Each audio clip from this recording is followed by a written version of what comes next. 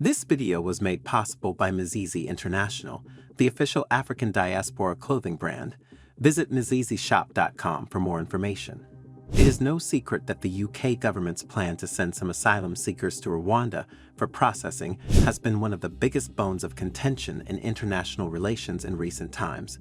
The UK government argues that at its core, the plan aims to discourage dangerous channel crossings and disrupt people smuggling networks.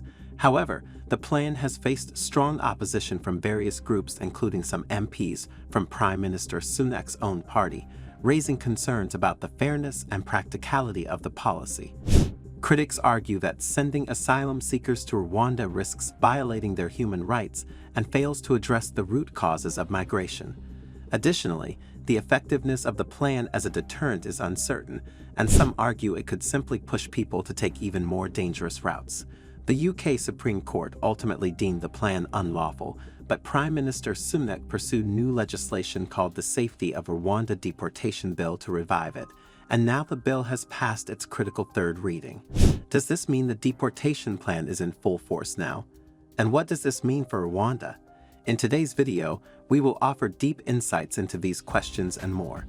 Before we dive into our topic today, if you haven't already, please consider subscribing to our channels and ringing the bell to be notified about all our exciting future videos. The House of Commons has approved British Prime Minister Rishi Sunak's Asylum and Immigration Bill after a highly anticipated rebellion by the Conservative Party's MPs did not materialize.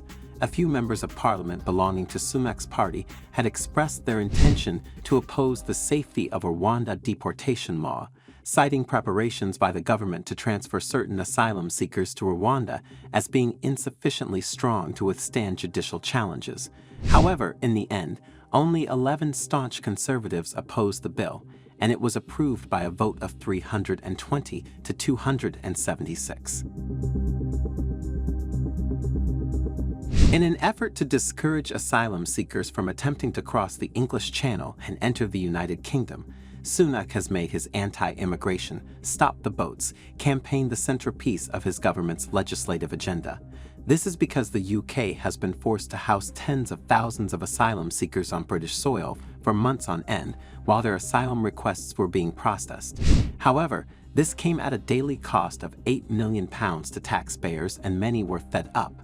Consequently, the UK government came up with the radical plan of sending some migrants to Rwanda to have their requests processed there. This way, only eligible applicants will return to the UK, with the rest of the applicants either being resettled in Rwanda or sent back to their home countries. However, it has not been easy to implement the Rwanda deportation bill, since the plan is illegal under British law and the international human rights law. The UK Supreme Court itself ruled that the plan was illegal because Rwanda was not a safe country for asylum seekers, and that genuine asylum seekers risked being sent back to face danger in countries they were escaping from.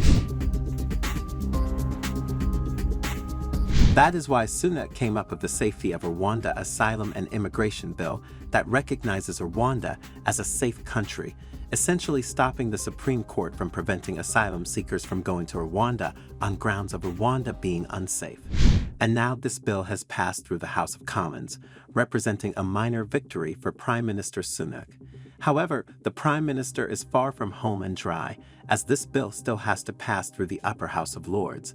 The Upper House cannot stop the bill from being implemented, but there is a great likelihood that it will be significantly delayed and altered due in part to the lack of a majority for the government, and in part to the high number of legal minds in the chamber who take protecting human rights very seriously. Rwanda's stance on the UK deportation plan is multifaceted and has evolved over time. Initially, the government presented itself as receptive, emphasizing its economic development ambitions and willingness to offer asylum seekers a safe haven. They framed the deal as a partnership, highlighting potential benefits like job creation, knowledge transfer, and development. Indeed, the agreement stipulated future development assistance from the UK to Rwanda, contingent on the successful implementation of the deportation plan. This could provide ongoing financial support for Rwandan initiatives in various sectors like education, healthcare, or technology. Rwanda also received a significant upfront payment from the UK and began preparations, including establishing a dedicated asylum processing center and amending its asylum laws.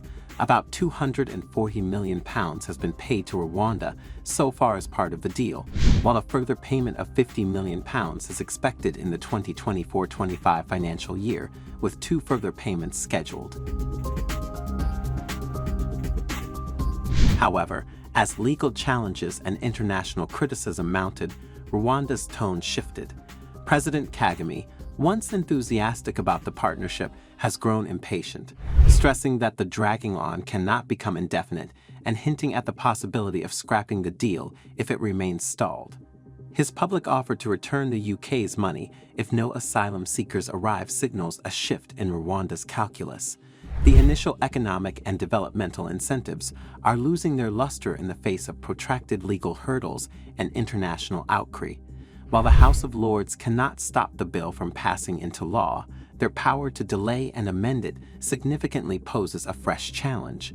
Rwanda, already irritated by the stalled implementation, faces the prospect of further revisions and uncertainties. Sunak, too, faces a balancing act, appeasing domestic pressures for stricter immigration control while navigating legal and ethical concerns. The coming months will be crucial in testing the patience of both nations. Will Rwanda sit still through the House of Lords scrutiny, or will their frustration boil over, leading them to walk away from the deal and return the cash? Only time will tell if this partnership survives the upcoming round of turbulence. Your perspective matters. Do you think Rwanda should walk away from this deportation and asylum deal with the UK? Share your insights and thoughts in the comments below.